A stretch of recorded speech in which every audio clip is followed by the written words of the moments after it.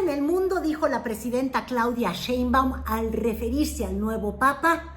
Pero ¿sabían qué? Guerra en la trinchera política nacional, porque una vez más, sin nombrarlo por su nombre y apellido, sí, Ernesto Zedillo volvió a ser el innombrable e innombrable, lo que se le acusa, porque se dio a la tarea de leer párrafo por párrafo, crimen por crimen, el reporte de la Auditoría Superior de la Federación en torno al rescate bancario. La carencia de políticas, esto es informe de la Auditoría Superior de la Federación, la carencia de políticas prudenciales y de reglas de operación, o sea, la carencia de políticas prudenciales y reglas de operación dio lugar al manejo discrecional del Comité Técnico en el rescate bancario y a la falta de un marco referencial para evaluar, supervisar y controlar las operaciones de dicho fondo. Las principales consideraciones de la Auditoría Superior de la Federación que se desprenden de esas 70 auditorías son: la ratificación de que el Comité Técnico del FOBAPROA actuó sin reglas ni políticas generales que le permitieran dar transparencia a sus decisiones para acreditar la economía en los apoyos que efectuara el gobierno federal al otorgar su aval en las operaciones. Por último, se concluyó que la evaluación realizada por el auditor no fue una auditoría, como él mismo lo dice y acepta en su informe, ya que no tuvo acceso a la información que le permitiera emitir una opinión sustentada con la evidencia suficiente, competente y relevante. 43. Cuando se estaba en el proceso de solventación de todas las acciones promovidas por la Auditoría Superior de la Federación, la Suprema Corte de Justicia de la Nación declaró la invalidez de los oficios reclamados sobre las observaciones de créditos relacionados en litigio y menores, así como los procedimientos y las observaciones de la Auditoría 199 a la que se refería, ahí se ponen los bancos. Por lo tanto, se tuvieron que dar de baja 52 acciones promovidas de la auditoría citadas, promovido por la Suprema Corte. En congruencia con el criterio expresado por la Suprema Corte de Justicia de la Nación, la Auditoría Superior de la Federación informó al IPAB, mediante diversos oficios, que se dejaba sin efecto 7 auditorías. Por lo que se refiere a los programas de apoyo a ahorradores de la banca, también han cumplido con el objetivo social para el que fueron creados. Sin embargo, el proceso de decisión en lo general careció de políticas, procedimientos y reglas de operación, lo que trajo como consecuencia discrecionalidad en la autorización de los apoyos, insuficiente transparencia en las operaciones y ambigüedad de las responsabilidades imputables a los servidores públicos y a las instituciones que participaron en la conducción de los programas. Básicamente, falta de transparencia, discrecionalidad, irregularidades y también pues limitaciones para poder distinguir cómo se actuó durante el rescate bancario y cómo se favoreció a los grandes empresarios en detrimento de los más pequeños deudores. Volvió a repetir la presidenta Claudia Sheinbaum en esta que ya es la segunda semana de pleitadera con Ernesto Zedillo Ponce de León. Porque si ayer le dijo, demócrata no eras, reformador del sistema judicial no eras, porque acuérdate, eliminaste a los ministros de la Corte y luego los nombraste uno por uno, y el día de hoy le dijo, y honesto, tampoco eres, o eras, o no sé, escuche un poco más si lo discutimos. ¿Esto no es suficiente para que el FOBAPROA se deje pagar? Es información para que… Parecieran datos suficientes, ¿no?, de esta auditoría. Es una auditoría, un informe integral de la Auditoría Superior de la Federación sobre el FOBAPROA, a la que todo el pueblo de México tiene acceso, porque se dice que fue auditado por auditores internacionales. Aquí está la respuesta. Ni siquiera lo pudo auditar completamente la Auditoría Superior por resoluciones de la Suprema Corte de Justicia de la Nación en aquel momento. Ahora, ya la parte de cuánto se debe, cuánto se ha pagado, etcétera, va a venir el secretario de Hacienda para explicar. ¿Y por qué? Pues no es trivial el decir que no se llegará a pagar, etcétera, porque pues tiene implicaciones muy importantes para la economía mexicana. Pero el pueblo de México tiene que estar. Y efectivamente Claudia Sheinbaum cita al presidente Andrés Manuel López Obrador, que convirtió del Fobaproa una de sus críticas más profundas a los gobiernos del PRI, a los gobiernos de las devaluaciones, porque pues como se ha recontado en demasiados espacios, finalmente el rescate bancario lo que hizo es asumir la deuda privada de la banca y convertirla en deuda pública. El argumento del expresidente Zedillo es que era pues para rescatar a todos los ahorradores de México y encontrar un mecanismo en que tanto la banca sobreviviera como sus amigos. No, bueno, eso nunca lo dijo. Y claro, desde la oposición y las voces que siempre criticaron justamente ese rescate financiero, pues lo que decían es, oye, la privatización de la banca con Salinas había sido una bacanal, se pusieron borrachos de poder, prestaban al amigo, hacían contratos, firmando lo fiduciario, decían, aquí en la servilleta con mole, mira, sí, yo te presto tanto, en un nivel de irresponsabilidad y sin estándares que les lleva justamente, pues, a la quiebra, a encontrarse con carteras vencidas, a encontrarse sin la capacidad de responder a los ahorradores que habían depositado ahí su dinero y que los banqueros de manera irresponsable pues lo apostaron como en Las Vegas. Pero claro, con el rescate financiero se salva a la banca, pero la gran crítica es que se salva además pues a los que abusaron de la banca. Además, sin que la presidenta argumenta, fue error de Zedillo, sí, el error de diciembre, y así lo refiere.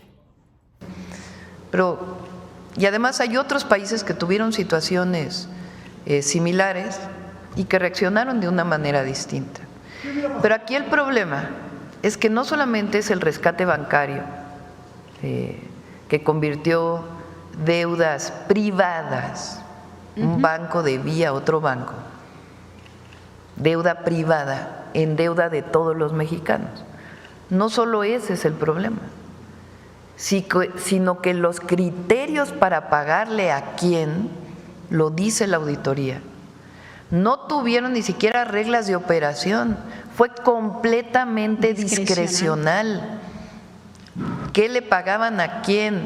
¿Cómo? ¿Cuánto? ¿A partir de qué? Fue absolutamente discrecional y ahí hubo una enorme corrupción.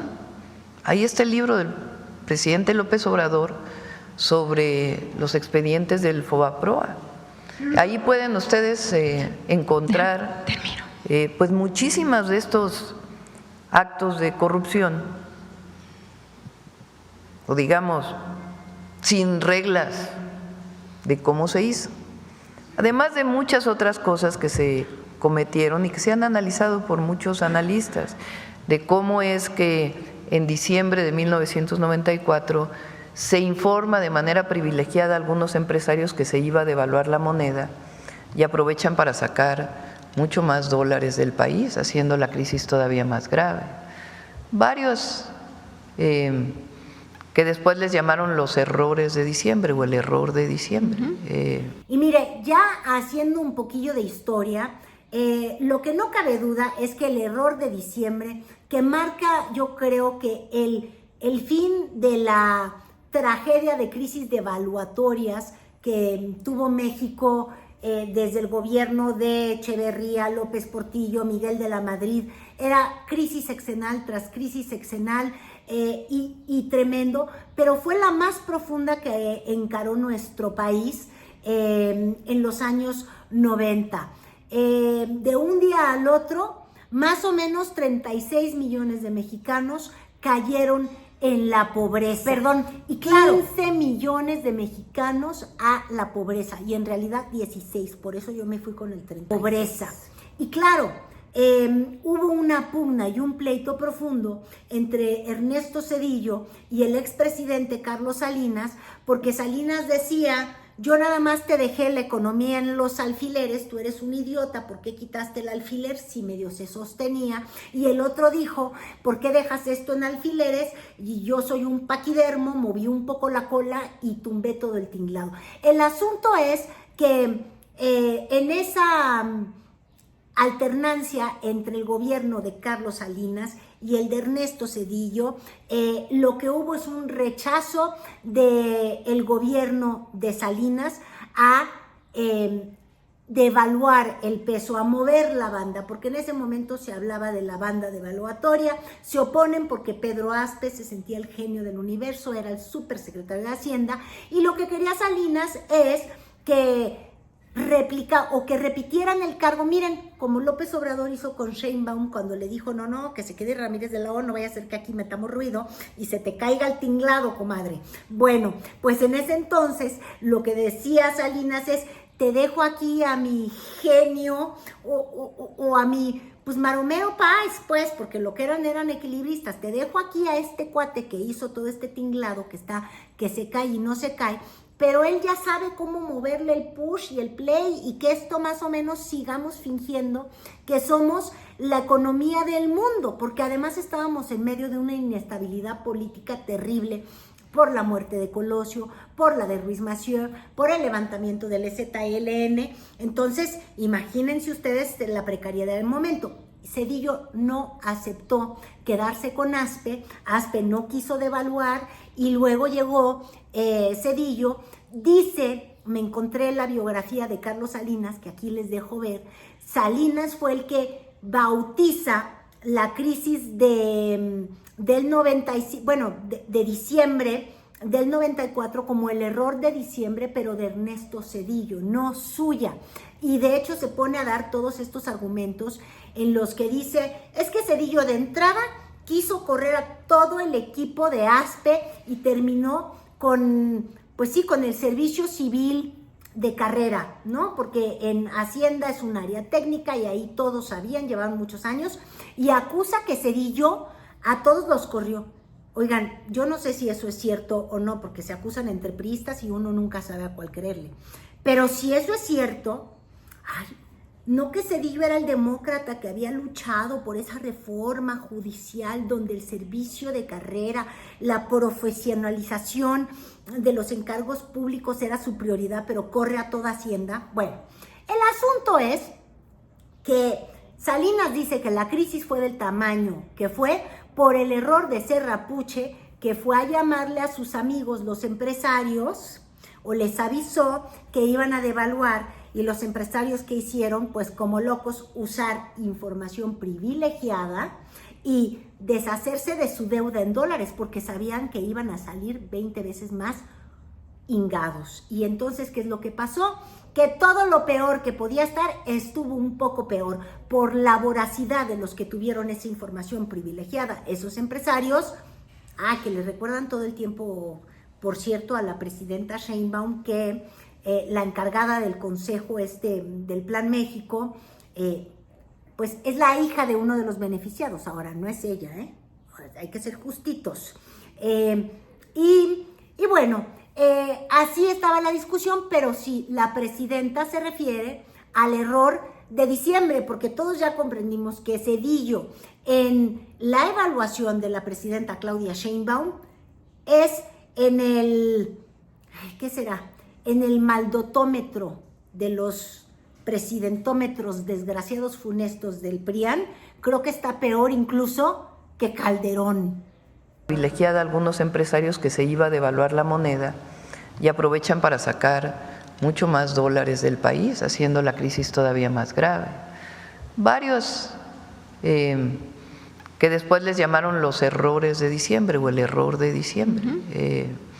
Y hay mucho documentado sobre esta situación, pero esta parte vinculada a la discrecionalidad, pues es una...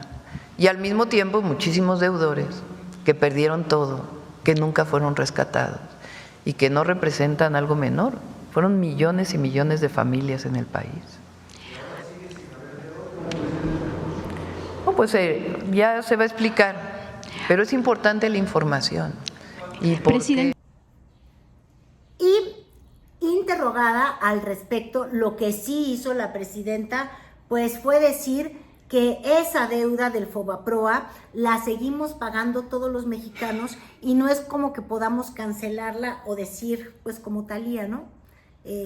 Si no me acuerdo, no fui yo no lo viví, era otro gobierno, no fui yo y no se puede, pues no, hay que seguirlo pagando. Y claro, el gran debate que esta semana se encendió es, pues sí, nos quejamos mucho de la deuda del Fobaproa, pero se ha criticado profundamente el endeudamiento al que incurrió el gobierno pasado, el del presidente Andrés Manuel López Obrador, con proyectos como el Tren Maya, que tuvo un gran sobrecosto, o el de la refinería, que todavía no está refinando los barriles de petróleo, y entonces hay una competencia de incompetencias, lo cual a mí, se los digo honestamente, dado que somos nosotros los que estamos pagando, yo diría, no memen, o sea, de verdad, estamos compitiendo